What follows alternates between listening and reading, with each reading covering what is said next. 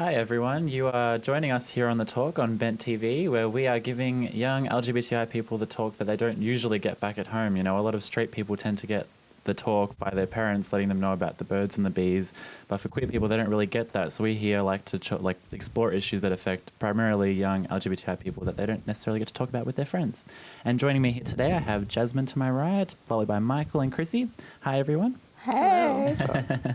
So today we're hoping to look at specifically how we came to terms with our identities and how we first realized, I guess, that we had a sexual diversity or gender diverse identity.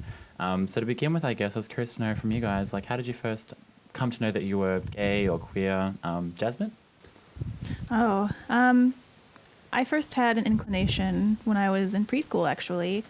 I had a crush on a girl in the class. I remember running home and telling my mom, you know, I have a crush, and she was like, oh, that's great that you made friends. And so I dropped it for a while. But and quickly made it that it wasn't like, it's not an actual crush, it's just like a friendship. Yeah, you know, good. So I put it to the back burner, and when I kept getting older, societal reinforcements, pressured you, I guess, into thinking that was like, yeah. Was it similar with you guys? That's quite early on, though. Preschool's like an early time to explore. So when I got older, I was like, oh, maybe I need a boyfriend, and like that's what'll make me happy, and all of this. So, but I came back to it when I was in high school. That's when I came out to my brother, who I was pretty close to at the time, and then the rest of my family followed suit. And but you still recognize that early stage, being in preschool, and recognize that as a really early stage where you did have some sort of, I guess, feeling, you know, any kind of feeling towards other women. Is that right? Yeah. And I didn't feel like I fit in with the rest of the girls. I was pretty through and through tomboy. I was the one running around tackling my friends and playing roughly, and I wasn't interested in the typical, I don't know, girl games or activities. And I think it's interesting how those gender roles can play a big part in how you do come to discover your own identity. I mean, Michael, was it similar for you? It was similar for me in terms of gender roles, where I, like a similar preschool, like I was 4 and I realized that, you know, I much prefer playing with girls and, you know, doing nail polish with the girls. And I just wanted to, you know, because I didn't, like you, I didn't have like a crush on boys at all. I would like look at the other boys like playing footy and like roughhousing and just thought that is not for me. So yeah, it was interesting how gender roles played a huge part in my kind of discovering of my sexuality. Even though it was prepubescent before like hormones or before any kind of sexual feelings, I knew that I was different in relation to kind of gender and sexuality. And it's interesting, but I think for many people it wouldn't actually, have any kind of sexual connotation early on at all. It would just be that feeling of knowing that you feel differently than perhaps the other boys or girls that you're surrounded by at school. What was it like for you earlier on, Chrisi, or like when did you kind of begin to discover that queerness or that non-hetero identity? It's probably similar to Jasmine. Like I had my first crush on a girl when I was in kindergarten. But I didn't know that there was such a thing as lesbians, so I just thought it was like a friendship. So all my crushes from primary school and then in high school, it was probably when I started to realize that it wasn't just a friendship thing.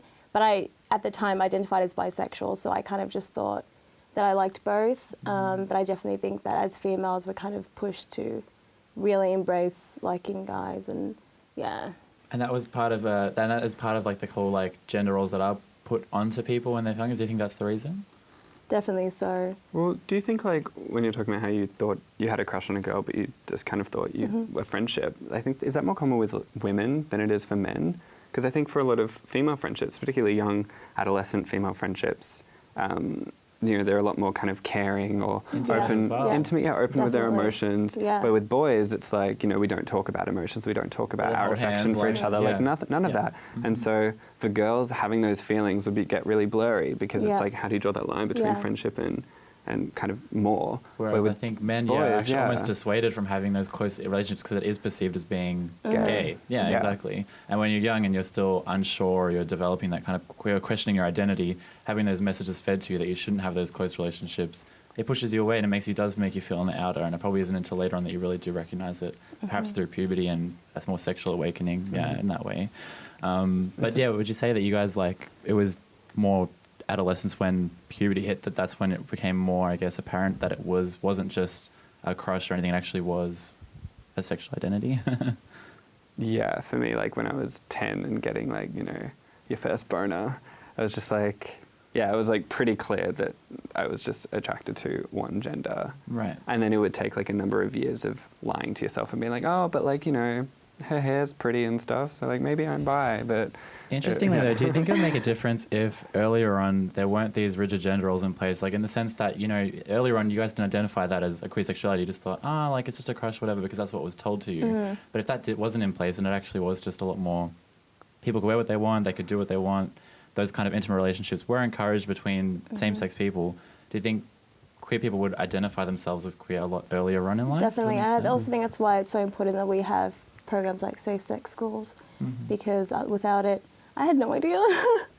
What about you guys? Do you think too, like Jasmine, Michael?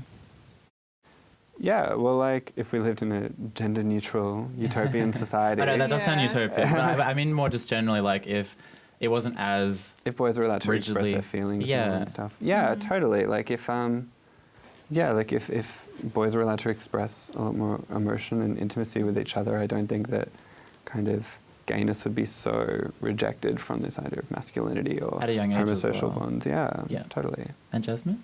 Going back to your differences between male and female friendships, I often, when it came to adolescence and when I went through puberty and all of that, I tended to avoid close contact with my female friends because it was so intimate and it confused me. I didn't want her to think I was creepy, even though no one knew about my questioning or my sexuality. I was still like, what does this mean? Because you were aware of it on some level, it almost kind of made you feel wary about, you know. Yeah. Don't want them, I don't know, if we hug or if like spoon while we're hanging out, like what does that mean? I feel a different type of way than she does. She can't know about that. Yeah, like she might clock you. Like yeah. That's the same thing with like, you know, boys, like for me, when I was like in change rooms or something, like they always think that like, the gay guys are going to be like looking at the boys, and I was the opposite. Like I am staring at the wall, because if anyone sees me even glance at like the direction of another boy getting changed, like they would clock me right then and there. That's the exact same as, it's actually mirrored my experience, because I remember I actually felt so self-conscious about even looking any kind of way, even if there was no sexual connotation to it. Yeah, it would be like that. Anyway, that's all we have time for today. Thank you so much for joining me, everyone. And you have been watching The Talk on Bent TV.